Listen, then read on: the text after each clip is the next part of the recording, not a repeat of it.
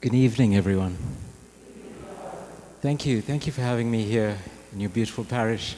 And thank you to Father Peter for that wonderful introduction. I don't deserve it, that really, but it was lovely. Now I'm speechless when he said, that apparently when I open my mouth, it's not what you expect to hear. Okay. Now, so my name is Father Leon Pereira, and I am a Dominican friar of the English province. So, but I'm originally from Singapore, okay? Just in case you're curious and wondering where I'm from and all that sort of thing. Now, so I guess culturally, I am Chinese, okay? My family is from India. We're like 3 or 4 generations in Singapore now. But we're all immigrants in Singapore. But most of my family, I think half my family are Chinese. Anyway, I'm getting distracted now. So, Happy New Year, Happy Chinese New Year. Now, like I said, I grew up in Singapore at the age of 21. I went to England, where I've lived ever since. It's only more recently, last 3 years, that I started living in Medjgorje in Bosnia and Herzegovina. You've all heard of Medjugorje, I mean, have you? Yeah. Okay, good. Now, sorry, did someone? No, okay. Now, Medjugorje is a tiny village in the province of Herzegovina, which is part of the country of Bosnia and Herzegovina. The people there are Croatians, and in June 24th, 1981, these kids reported that they were seeing a lady that they thought was Our Lady. And eventually, this lady introduced herself as the Queen of Peace, okay? And these apparitions have not been approved by the church, not yet, okay? But when we think about approval by the church, bear in mind how long something takes to be approved. Remember Fatima. Fatima happened in 1917. It wasn't approved till 1930-something. Lourdes, 1858, wasn't approved till 1870-something. Now, if people had waited for the church to approve Lourdes, we wouldn't have had those early miracles at the spring. Fatima, if people had waited for the approval of the church, who would have seen the miracle of the sun? Those 100,000 people who saw the miracle of the sun, they wouldn't have been there, okay? In the same way. Now, the status of Medjugorje, in case you're wondering, back in 1991, the bishops of the place, of Yugoslavia, as it was then, they met in a town called Zadar in Croatia, and they said, they came to the conclusion that they were not able to pronounce yet on the supernatural character of Medjugorje, okay? They didn't want to pronounce on it whether it was true or false. So they didn't reject it, but they didn't affirm it either. But they also said, people are going to come here and they need pastoral care. So last year, Pope Francis sent an archbishop, Archbishop Henryk Hoser from Poland, as his envoy to come to Medjugorje and examine things for himself, not to pronounce on the apparitions or anything like that, but to look at the pastoral needs of the place, because people are coming there and they need help, with prayer, with confessions, with whatever the problems are. Okay, so Medjugorje still has lots and lots of visitors. Now, I first went to Medjugorje in 1991. I was 20 years old at the time. Yeah, that's right. Some of you are trying to work out how old I am now. Okay.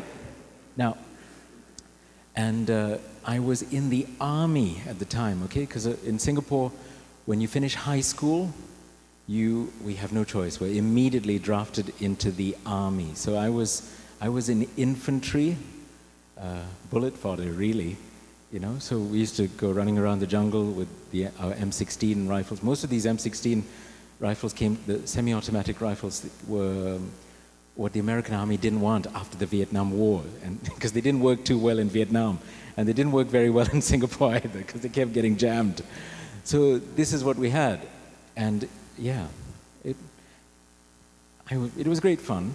You know, I was pretty good at sharpshooting, at human head-sized targets at 300 meters. Okay, that's just a warning in case you fall asleep. Okay, now, while I was in the army, I broke my spine in 2 places. There was an accident, long story, very boring, so I won't tell you about the accident. And I have a metallic thing inside me fixing me together, holding me together. So it was around that time that I went to Medjugorje, while I was still in the army, after I'd had the operation. So I was 20 years old. And I already believed in Medjugorje, because in Singapore, practically all the Catholics had heard about it. From 1985 onwards, there was a couple called Victor and Vivian Wee, and they started telling people about Medjugorje. They were there in the early days, 84, 85, and they came back, they told their family and friends. Family and friends got excited. They all used to gather in the house.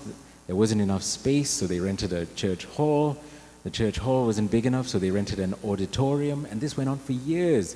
Every Saturday for, I don't know how, donkey's years, 6, 7 years. Every Saturday, something like 2,000 people would turn up to listen to this couple talking about Medjugorje. And as a result, the whole Catholic Church in Singapore was transformed. People started fasting, praying the rosary, going, you know, and we have in our mentality, Singaporean mentality, we're 85% Chinese.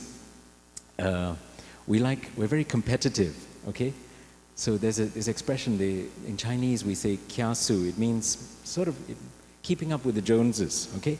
So basically, one parish introduced 24 hours adoration, so we all had to have it.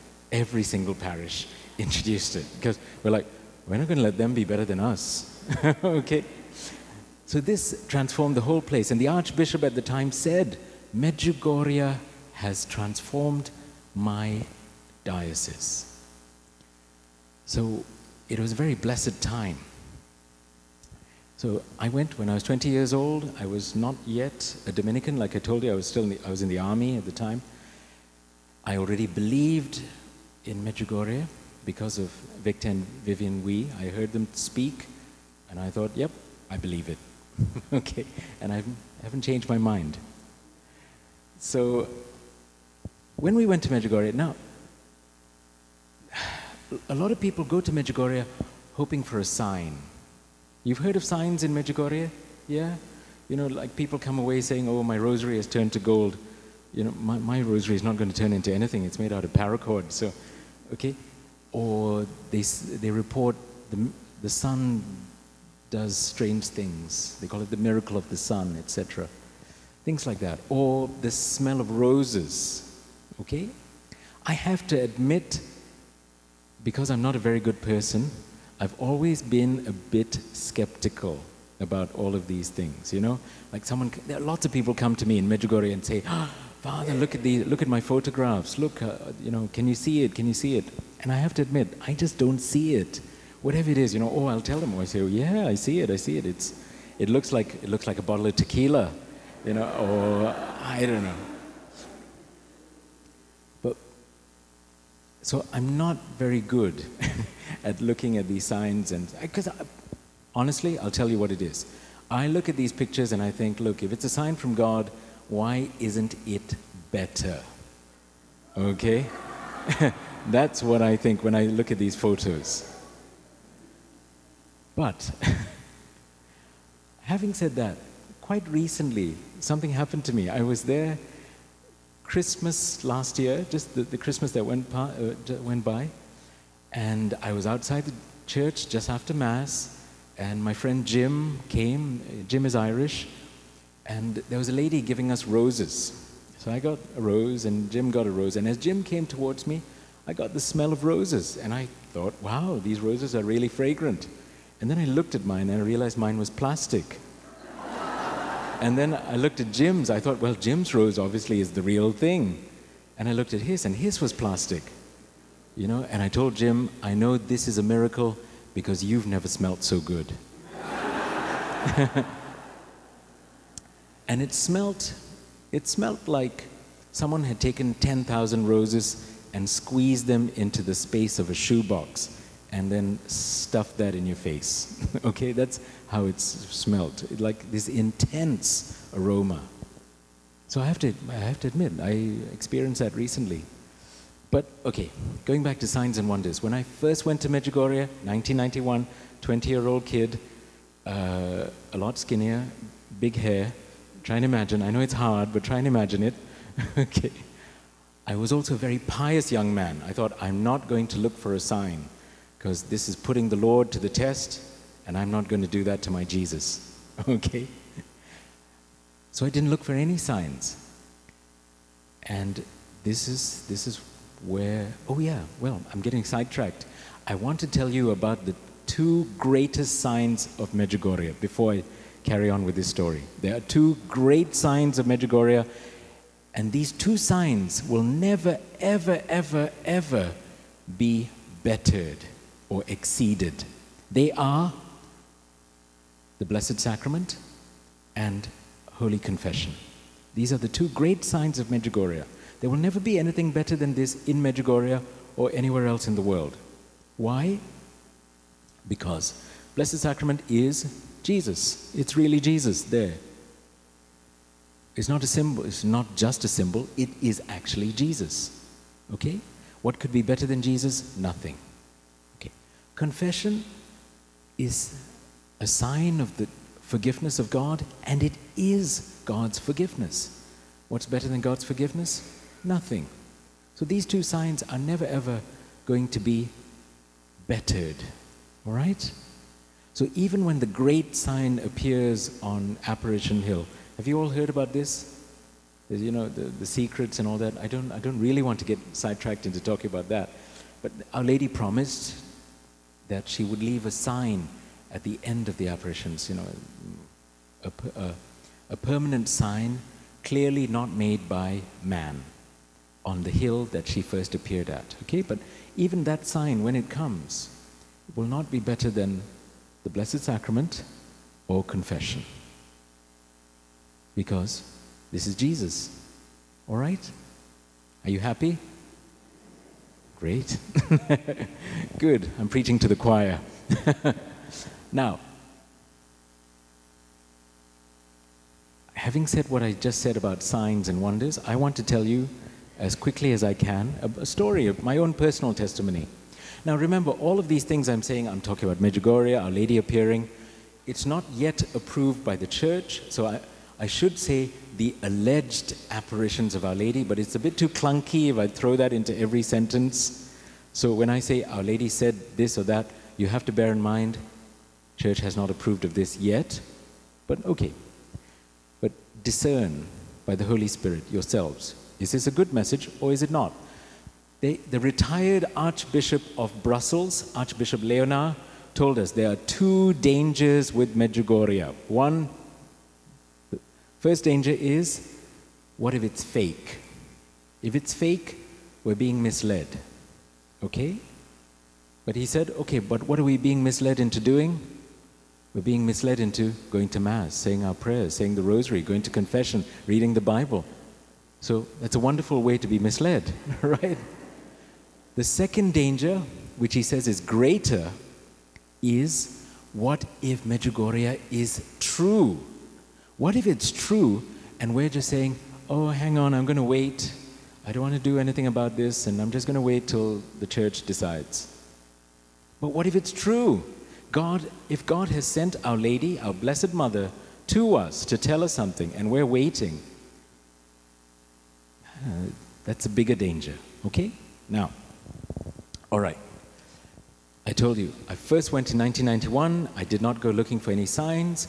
On my last day there, my second last day there, it was Wednesday, the 11th of September, 1991.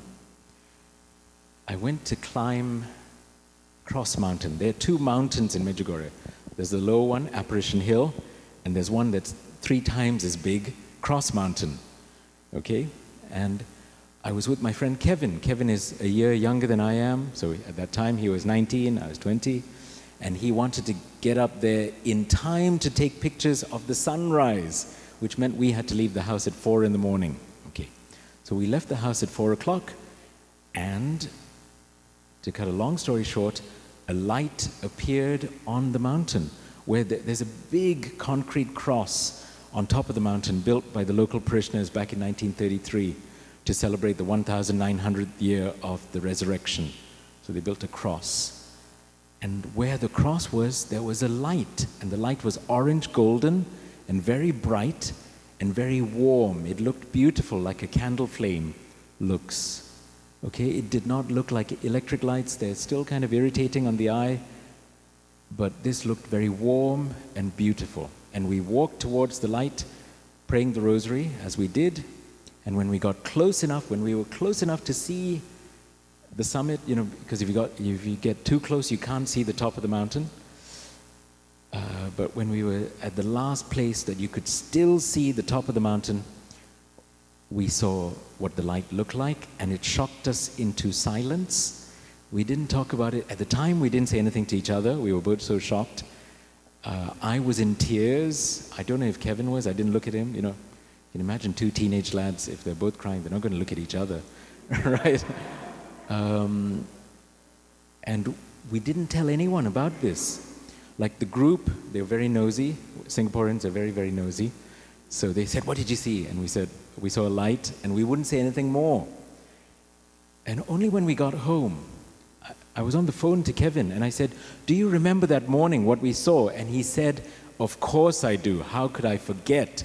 And I said, "Okay, great." I said, "Before we influence each other," I said, "get a piece of paper, write down what you thought you saw, let me do the same, and we'll compare notes." We described the same thing. The light was in the shape of a young girl. I would say, I'm not very good at estimating ages, but I would say about 16, okay? And she wore a veil on her head which hung straight down. She had narrow but square shoulders. I remember this clearly, narrow but square, because I was looking at her thinking, oh, you work out, you know, because she had square shoulders. And she held her hands like this, like the Immaculate Conception position, and her dress was very simple. Her sleeves were sensible, not like mine. Okay, you know what I mean by sensible sleeves, like that. Okay, mine gets caught on doorknobs and things. And her dress, everything was very simple. Her face, her hands, her clothes were all glowing with this orange golden light, and she was beautiful, absolutely beautiful. Everything about her was beautiful. And also, when we watched her, we felt how she loved us. And I'm going to try and describe that.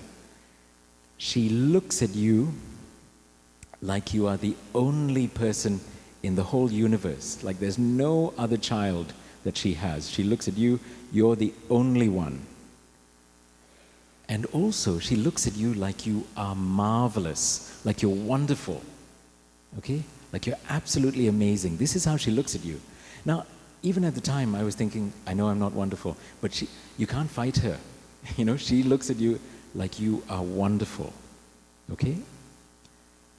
And it's beautiful, absolutely beautiful.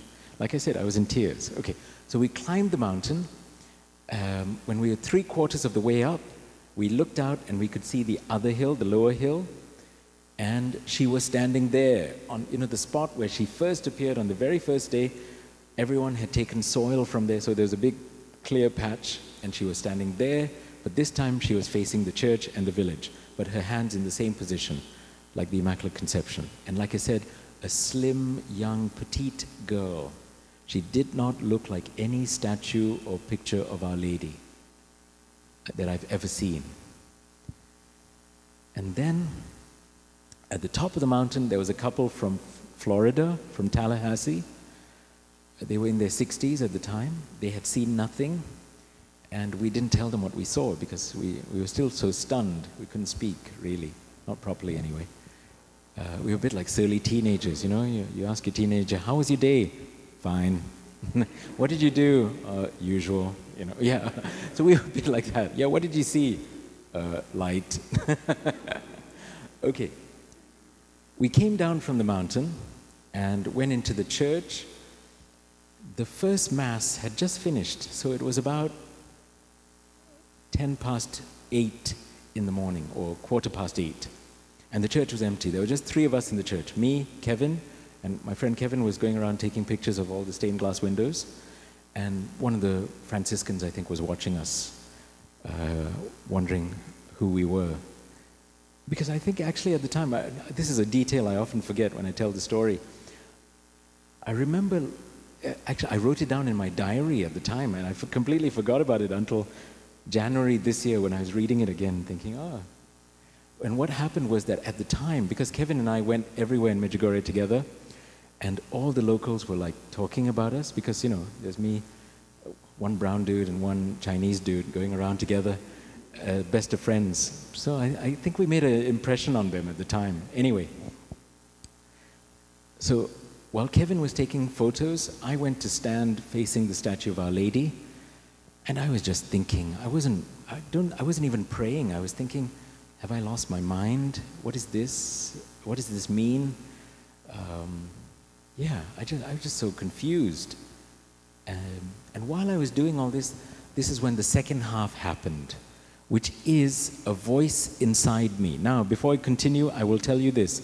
I will swear on the Bible until I die that on the 11th of September 1991, from 4 in the morning till about 6 in the morning, I saw on Cross Mountain, Križevac, in Medjugorje, a beautiful young girl made of orange golden light. I will swear that until I die. What happened in the church, I can't swear to, because it was a voice inside me. And Saint Teresa of Avila, a very sensible woman, she gives us very good advice. She says, voices inside us come from God or the devil or our imagination. Okay? So this could have been my imagination, although if you know me, you'll know that my imagination is terrible. I'm hopeless, okay? Could it be from the devil? Well, I don't think the devil would say such nice things. But it's up to you, okay? But I'll tell you what she said. She began, it was a beautiful voice. People often ask me, did she speak in English? Yes, she spoke in English. She had a beautiful voice, just like me. She had no accent, just like me. Okay? But it was beautiful. And she spoke, and she began by describing my life to me. She told me my whole life back to me, kind of pointing out the significant moments, but kind of focusing on my sins. Okay, so she told me all of my sins, every single one. And I will tell you this, that all the small, what we think of as small sins of the tongue, every lack of charity, every barbed comment, every bringing someone else down to size, they all count. They all matter, okay? And then she stopped and she said, "You are happy because you've seen me." And I said, "Yes, I am very happy. Who are you?" And she said, "I am your mother, the mother of God. I want you to tell everyone you meet that I am their mother and that I love them." I must explain. When she spoke, she made you feel exactly what she meant. So when she said that I am their mother, she meant as though she had physically given birth to every single one of you. Okay? Like she was planting a flag on you and saying, "This one is mine." Okay? This one is mine. Every single one of you. She was claiming you. When she said, "and that I love them," she crushed me with this love to show me how. And it was like slipping out of my skin. This incredible love that she has for you. Like I said, she looks at you like you are marvelous. Like you are the only child she has. So if you want to protest and say, "Our Lady, I'm not worth it," don't waste your time. She loves you. You can't stop her loving you. Okay? And if her love for you is like this, what must God's love for you be like? Okay, it must be amazing. Now, she then said, "Do not begin to imagine that you deserve to see me. God gives grace as He chooses." Okay? So right at the beginning, she said, don't worry about it, you don't deserve this. Okay. Then she said, the day will come. No, before she said this, I interrupted her. And I said, because I was thinking, I want to see her again. How can I arrange that? So I said, Blessed Mother, I would very much like to die now, please. Okay? Okay. Because I thought it'd be fantastic. I was serious. Because I said, it'll be marvelous. I could drop dead in church and go with her. She's so beautiful. Why waste time on this earth getting old? Yeah, that's what I was thinking. And she said to me, would you not like to live a bit longer to help me? And when she said a bit longer, she made me understand that she meant anything between 9 days and 90 years. Okay? So, and I don't think she was giving me a real choice, but I was young and I was stupider than I am now. So, so I thought I was being given a choice. So I thought about it, and very reluctantly I said, and you must remember I was still more or less a kid at the time, I said, all right then, but you'd better make sure it's worth my while. Okay. When I said that, she laughed. And when she laughed, I thought, oh, maybe I shouldn't have said that. Okay. And after that, she controlled the whole conversation. Okay. She, like a mother, she took control of the conversation because I was saying something stupid. You know, because I had, you know, before I'd seen her, if someone had said to me, if you saw the Mother of God, what would you do? I would have had so many questions for her. I would have asked her, you know, were they really dinosaurs? Oh, actually, no, I think probably were. Who killed John F. Kennedy? Is Elvis still alive? Are there UFOs? Are there aliens? You know, I'd want to know things like that. The royal family, are they really a species of alien lizards, you know, dressed up as humans? I want to know. Okay. But when I spoke to her, I have to admit, you have no desire to say anything frivolous at all. Okay? Now, so, okay, I said, you know, you better make sure it's worth my while. She laughed. Okay, then she said to me, the day will come when you will regret ever having seen me. And I said, how can you say that? This is the best day of my life. And then she said, the day will come when you will deny ever having seen me. So when she said these two things, I thought this sounds too much like the prediction of Peter's denial in the Gospels, right? So I thought, good rule of thumb is quit while you're behind, right? So I didn't want to protest. And it came true, just like she said. I mean, I did it through my own free will, because within 5 years of this, I was at medical school in England. Because after the army, I became a doctor for a while, a very short while. I was a doctor for a year, okay? Long enough to pay off a few debts and enjoy the good life and play a lot of golf, and then I joined the order. Okay. Where was I going with this? Oh yeah, doctor.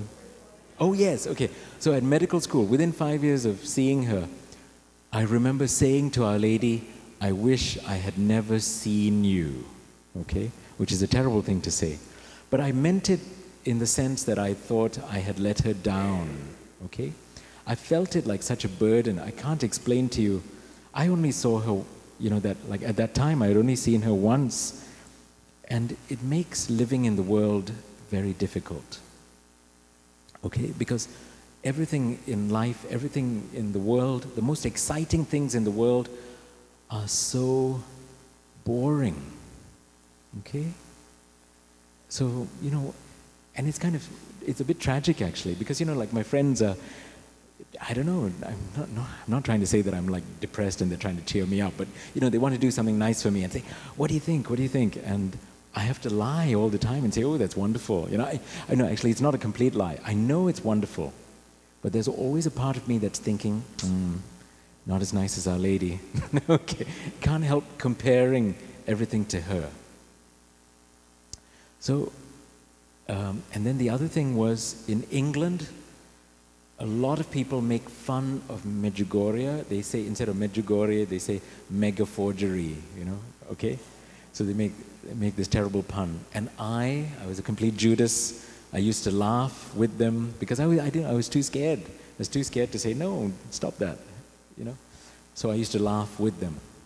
Just like she said. And then, but she had said, again, the language is kind of similar to the Gospels, because she said something like, but when you turn again, you must hold firm to Christ. She didn't say hold firm to Medjgorje, she said hold firm to Christ. And she said, this is the only thing she showed me about the future. Okay. Where she showed me that at some point in the future, almost the whole church will deny something that comes from Jesus. They will pretend it doesn't come from Jesus. They will act like they're sleepwalking. I don't know how else to describe this, okay? I don't know what it's about. I just know that she showed me, and it's a terrible time, a really terrible, terrible, terrible time. And I asked her for a favor, which was, I said, don't let my parents live to see this, okay? My parents are both kind of on their last legs. I hope they're not watching this, you know, because they don't know that I asked Our Lady, can you please make sure they die, you know, and not see this. So, you know, oh, thanks, you know, you couldn't have asked for something, you know, a different present, okay. But I asked her not to let my parents live to see this, because it filled me with such horror when I experienced this, the image of what she showed me. Then she also asked me, are you willing to suffer? And I said yes. And then she told me where my greatest suffering would come from, okay? And because I'm being live streamed and recorded, I'm not going to tell you now. If you want to ask me privately, I'll tell you later, okay? It's not a big deal. It doesn't really concern anyone else except me. But anyway, she told me where my greatest suffering would come from. And then, then I told her all of my problems, and she told me to give my heart to Jesus, to pray with a firm faith, and to surrender my life to Jesus. That's what she said. Give your heart to Jesus, pray with a firm faith, and surrender your life to Jesus. That's what she said. At the time, I thought, why are you ignoring me? You know, because I wanted a solution to my problems. But I mean, with hindsight, I can see that she gave me the solution in that, okay? But so I can't recommend that advice enough. To give your heart to Jesus, pray with a firm faith, and surrender your life to Jesus. You are safe in His hands. I know, I mean, some of you are going through terrible things, really terrible things. I know that. But I honestly mean this. No one loves you more than God. No one loves you more than God. You know, sweet Jesus died for us, shed His precious blood for us. You don't have to be afraid of Him at all, ever. Okay? Right. And then she told me not to go looking for her, that I would not see her again if I did, but that she would come for me when I'm dying. Okay? That doesn't mean that I'm definitely going to heaven. It means if I live a good life, she'll come for me when I'm dying. Okay? And then it was over. On my watch, it lasted 20 minutes. For me, it felt like 4 hours, the conversation. We talked about so many things. And a lot of the stuff, she said, you will forget all of this. And I said, no, I'm not going to forget this. And then I forgot. Okay, so I don't know what it is. There's a big gap in my memory. There's a lot of stuff that she talked about. I remember how I felt. I don't remember what she said. And how I felt was, it was like she was telling me the most wonderful, amazing, beautiful things that I could hardly bring myself to believe. And they are beautiful things coming for the world, for the church, in some time. I don't know how much time. But they're absolutely amazing, wonderful things. Okay? That's all I remember, how I felt listening to her. Now, I'm not a visionary. There's nothing special about me. I'm not, I mean, you can look at me. You can see I'm not even very holy. I don't know why. I'm nothing special. I've often wondered if I was sat in the congregation listening to this little brown dude dressed like the Ku Klux Klan telling me he saw the Mother of God, what would I think? I've often wondered, what would I think? What would I make of it?